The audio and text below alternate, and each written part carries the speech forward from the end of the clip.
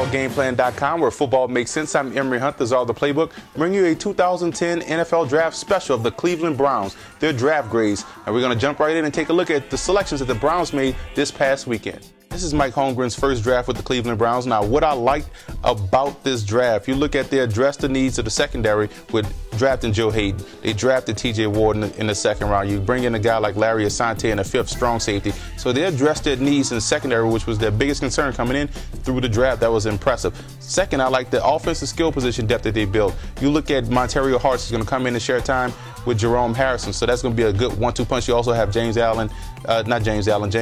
Davis that they drafted last year that's going to be back. So you now have a three-headed monster out there at the running back position. Also, don't forget about Chris Jennings. You also look at the fact that they selected Carlton Mitchell out of South Florida. His guy had with a second-round grade. Tremendous wide receiver, 6'3", 215, speed, and can catch the football with his hands. A dynamite playmaker, a physical freak. So this is going to be a good pick for the Browns, who needed some depth at that wide receiver position. He may end up being a starter. Key pick is going to be quarterback Colt McCoy. They were able to get their quarterback of the future in the third round. McCoy is a guy with a quick release. Accuracy is unquestioned. He's a true leader, 6'1", 216. Some think his size is a little bit of a question, but I think his ability to get rid of the ball quick compensates for his lack of stature and his arm strength. So I like Colt McCoy. He's going to be groomed to be the starter, not this year, but possibly next year, as Jake Delhomme was going to be the starter and compete with Seneca Wallace.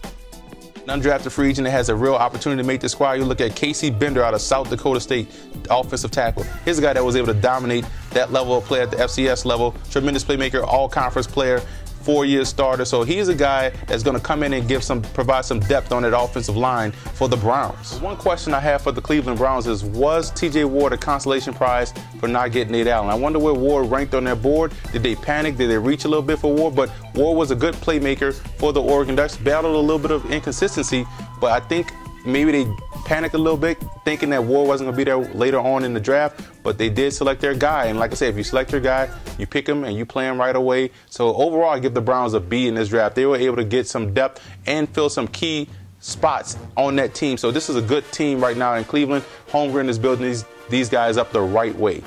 For more draft grades, visit footballgameplan.com/draft or visit our YouTube channel at youtube.com/footballgameplan.